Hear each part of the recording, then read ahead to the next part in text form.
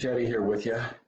I just want to take a few minutes and share something that the Lord has just, man, been consuming me with, and it's the reality that He wants to be with us, and He has been calling us unto Himself. I don't know if you've been hearing it during this time of quarantine, isolation, whatever you want to call it, but I have been hearing the Lord call me unto Himself in I don't want to say an unprecedented way, but a very profound, serious way. And I'm thankful that some of the distractions have been shut off. I'm a Blazer fan. I'm thankful that's not a distraction to me. There's other things that I like to do that I kind of let my time get eaten up in those things, and I put them all up. I put them away. And I felt like, and I don't want to, listen, I'm very, very, very careful to say what the Lord said and what He didn't say. And so I want to preface what I say with this. He didn't tell me these words exactly. I have been asking pointed questions, and I haven't got an actual response. But I've heard a lot of the prophetic words now talk about we had a real Passover in the sense that we were in our homes, and Israel had a real Passover for the first time in history since the original. And it's no coincidence that this is happening during this time, and we're coming up on Pentecost. And Pentecost was a time of where some new dimension of God stepped into the earth. And one day they were without the Holy Spirit, afraid and confused and not sure what to do. And then when the Holy Spirit came, they're empowered. And they start getting revelation and understanding, and everything Jesus said made sense. And they were able to move into a new lifestyle. And I have such expectation for something like that on the day of Pentecost. Not just because I've heard the prophets say it, and I've heard things like this prophesied for a long time, but I've had my own promises. In 2011, I was sitting up in my office studying before the Sunday morning service, just going over my notes and praying. And all of a sudden, the Lord shouted in the room, "I am coming." And I could feel His presence begin to increase in the room. And I'm trying to think, Lord, what are you saying? Why would you say that? And I actually wrote it down on my notes, even though it had nothing to do with what I was prepared to bring that Sunday. And I wrote, He probably won't be very happy if He were to come right now. And, He said again, this time, louder, with more declaration, "I am coming." And I began to weep because His presence began to fill the room. Still very unclear of what He's saying and why He's saying this. Why are you saying this? What do you mean? What are you saying? And the third time He shouted, "I'm telling you, I have never heard such a definitive declaration." And it filled the substance of this promise, filled me from head to toe. And I felt assurance and comfort and strength and every good thing you could possibly imagine. And He said, "I am coming with healing in my wings." And when He said that word, they weren't just concepts.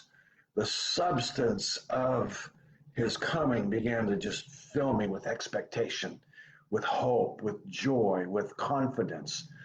And the confidence was that when He comes, He's going to make everything right. It's going to be okay. Whatever the thing is, it's going to be okay. He's going to begin to work on our behalf.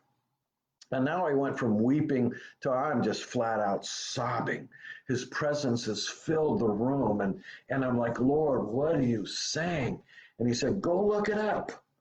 So I looked up Malachi chapter 4, and the word healing in the Hebrew it's an exhaustion. I thought healing like in the body, but no, it's much more than that. It's a curative. It's a medicine, deliverance, a cure, healing, remedy, soundness, wholesomeness. And the root word actually of it is even better. Um, Got to find it. There it is. Um, to heal, to repair, to thoroughly make whole. Thoroughly make whole. And I just sat there in his presence. I looked it up, and as I'm looking it up, he spoke and he said, I am coming to be the cure for every problem. I'm coming to be the answer to every problem. I'm coming to be the solution. I'm coming to be the remedy. I'm coming to be everything. And he said, I'm going to help my people in a measure of manifested presence when I come to move us from where we have been into a higher place in him than we've ever been to before. And I tell you, I've never been so overcome with this assurance of when he comes, man, things are going to change. Now, I've had the visitation of the Lord in 2000 where he took me up and began to talk to me about the realm of the glory. And when the Lord talks to you and shows you things, you have such an anticipation because it's real. It's real. It's real to you. There's always a time where you're in between what he showed you and when it happens, but it's still real. It's real in my heart. It's real in my mind. So I'm always thinking, Lord, is this the time when you come and bring us the glory? Is this a time when you come and take us into your presence in an unprecedented way, like you talked about, like you showed me in the realm of the glory? And I don't want to say that this Pentecost or this Feast of Tabernacles is that time, but I do have a sense of expectancy in my heart. And here is my posture before the Lord. Lord, I don't know if you're coming to everybody, if you're coming into the earth, but you promised me and you told me at one at a time that when you come, you're coming for every hungry heart and every thirsty soul will be fed. Every hungry and thirsty heart will be filled. And I've just pushed everything aside and I've just dedicated these last 10 days to being in the presence of the Lord and with intentionality, just saying, Lord, come in that way, come in that way, come in that way, come in that way, Lord. Come as the answer. Lord, come as the cure, come as the healing. There's so many people that are suffering from emotional healing and trauma and injustices that had happened in their life. And the whole social system now is so messed up with these deceptions of sexual identity. And man, you know how bad that is. Excuse me. And I'm like, Lord, you have to come with a measure of truth that will begin to give these people hope for the future, break them out of the lie and the deception and the bondage. Lord, you have to come in a measure of life that's beyond just what we've experienced in church or just what we've experienced in meetings. You have to come and be so real to us. Listen, when the living God steps into your presence, everything of the natural just seems to fade, and the reality of an eternal dimension of life that he is begins to fill you, and you're aware of the difference between life in him and life in the natural when he's not manifesting himself in that way. He's still real. He's still with us. He still loves us. He's still God. Nothing has changed from him being who he is. It's just a time when he decides to let us know him more of who he is and not in a veiled measure. And we have relegated that time to heaven when I want to tell you that God intends to come and be with us again like he was with Adam. My wife and I in 2000 had a season of 8 or 9 months where the Lord was literally with us that way almost every single day. I mean, I'd wake up in the morning and there he'd be, and he'd be talking to me and showing me things, and we were having encounters and just an amazing. I said, Lord, where have you been my whole life? This is after 30 years of being a Christian and seeing some miracles and wonderful things of God. I said, Lord, where have you been my whole life? Why haven't you been like this? And he said, I want to give you a taste of the future. I want to give you a taste of what's coming, but you have to be prepared for me. You have to be prepared. I'm coming, but I'm not just coming to bless everybody in their conditions. I need you to come into me and understand that as the high priest couldn't just enter into the holy place anytime he felt like it, he had to come in at the prescribed time, and he had to do all the rituals and things that were needed to come in. And he said, I am coming for those who are preparing themselves for me, those who are valuing holiness, and those who have shunned the compromise of the world system, and those who begin to want him more than they want anything else. I've had my personal desires, things that I want the Lord to do, and I've had to lay them all out before him and say, Lord, give me the desires of your heart. I don't want you to give me the desires of my heart. I want you to give me the desires that you want to be alive in my heart.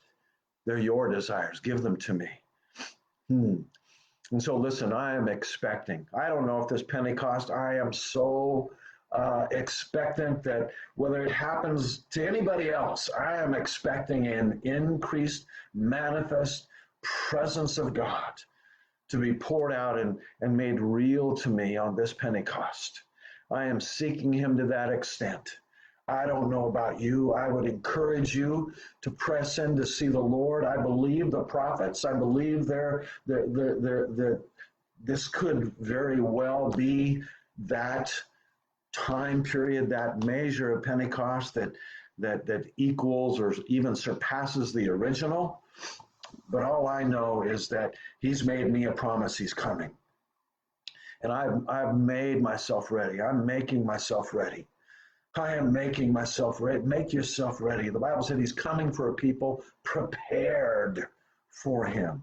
What does that mean? I mean, we know the story of Esther, how she bathed in the oils and the incenses and learned all the protocols and everything that was necessary to stand in the presence of the king and catch his attention and have him behold her beauty and desire her.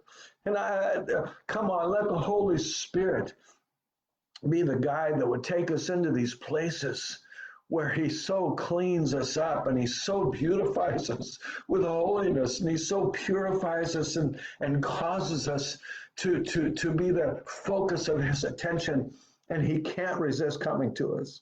He just can't resist. It is just so much his heart. He's preparing a bride that he can come and inhabit in such a way that it's different. Come on, it's different. The Lord told me in 2011 that this was the beginning of sorrows. And for me, that was a time, that was a delineation that we've entered into a time that is determined from the counsels of eternity, and it's going to unfold according to his heart and his life. And even though it's told that there were 500 or 600 people that heard the invitation of Jesus to go and tear in the upper room until the Holy Spirit comes, until the day of Pentecost is fully come. And I try to imagine 10 days. And there had to be people there that had businesses, they had life, they had stuff going on, and they're like, well, what are we doing? Why are we here? I mean, I got a business to take care of. I got a crops to feed, and I got animals to take care of, and well, we're supposed to just hang out here. I mean, life is always life. It never really gets suspended. We have to make a decision. We have to decide what's more important, temporal or eternal.